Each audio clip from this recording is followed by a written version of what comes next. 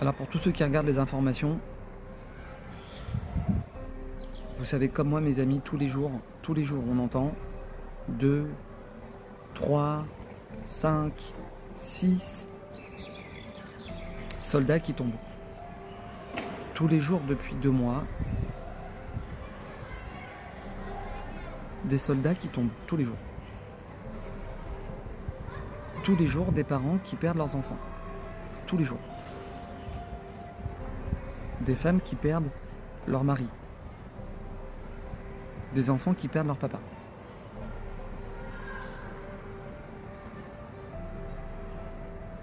Pourquoi je vous dis ça aujourd'hui? Pas pour qu'on commence la semaine en mode Tisha B'Av, pas du tout. Parce qu'on n'a pas le droit de s'habituer à ça, mes amis. On n'a pas le droit de s'habituer à ce qu'on entend tous les jours aux informations. C'est pas possible qu'on puisse s'habituer à ça.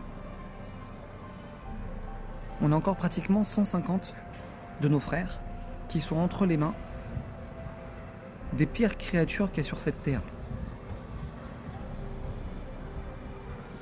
Qu'est-ce qu'ils mangent? Qu'est-ce qu'ils mangent? Combien de repas par jour? Est-ce qu'ils boivent? Est-ce qu'on leur donne à boire? Comment ils vivent? Est-ce qu'on les a laissés se doucher une fois depuis 3 mois qu'ils sont en captivité? Une douche? Mes amis, c'est des questions qui doivent être dans notre esprit tous les jours.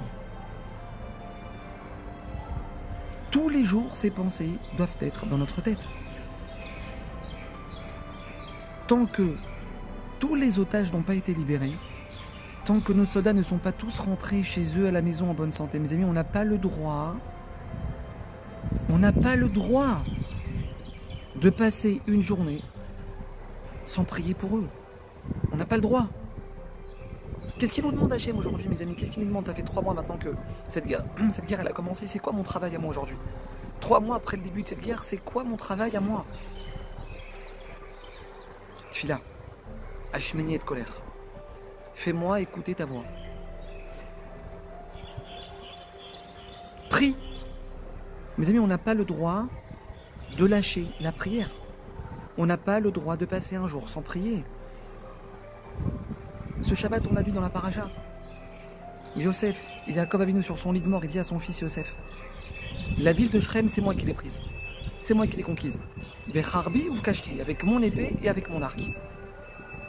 Nos sages, ils nous disent, c'est quoi l'épée et c'est quoi l'arc de Yaakov? Depuis quand Yaakov Avinu, il se bat?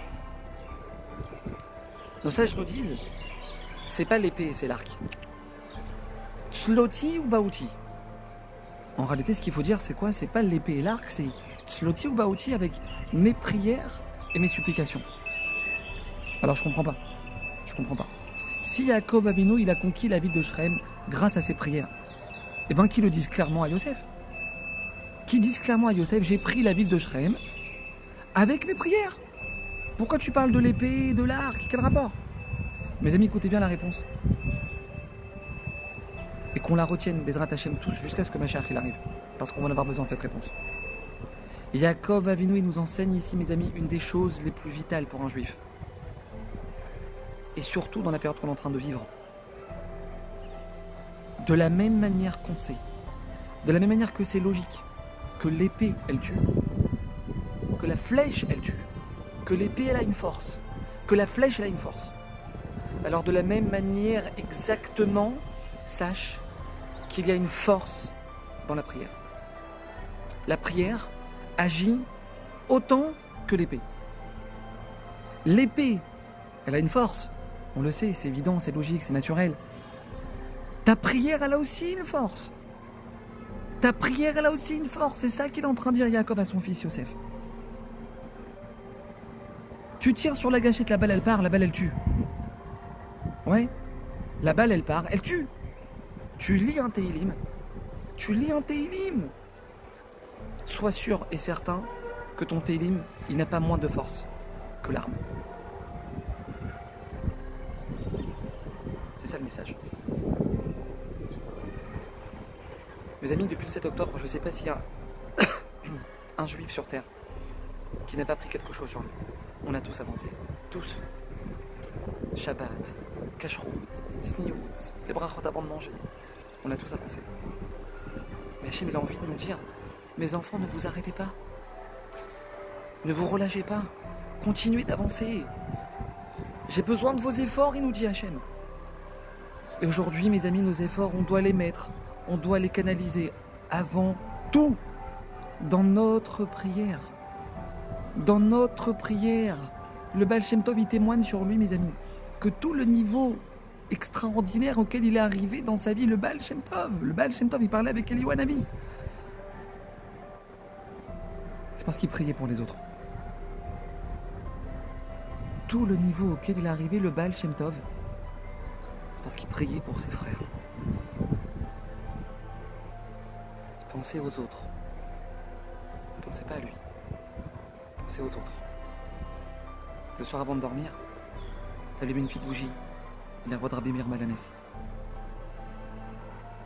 Tu lèves les yeux vers Hachem. Hachem, ton peuple, il souffre. Hachem, stop. Hachem, ton peuple, il a mal. Hachem, on a compris le message. Ça y est, on a compris, Hachem, stop. Hachem, stop. Tu demandes rien pour toi. Tu demandes rien pour toi. Que pour l'âme Israël.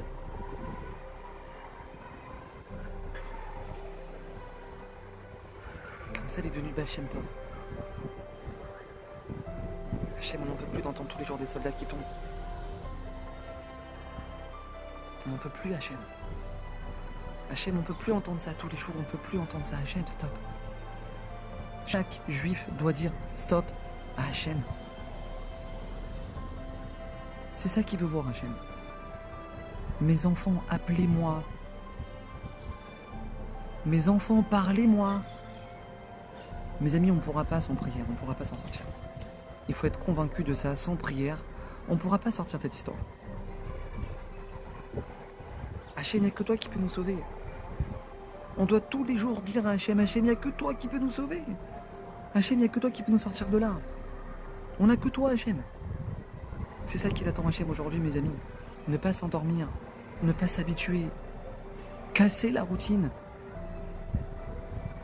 Tous les jours, on doit prier pour nos frères. Tous les jours, on doit penser à eux, tous les jours. S'il vous plaît, faites passer cette vidéo. Et que Hachem, dans sa grande bonté, il puisse écouter toutes nos prières. Et nous faire voir des Nissim Veniflaot. Amen.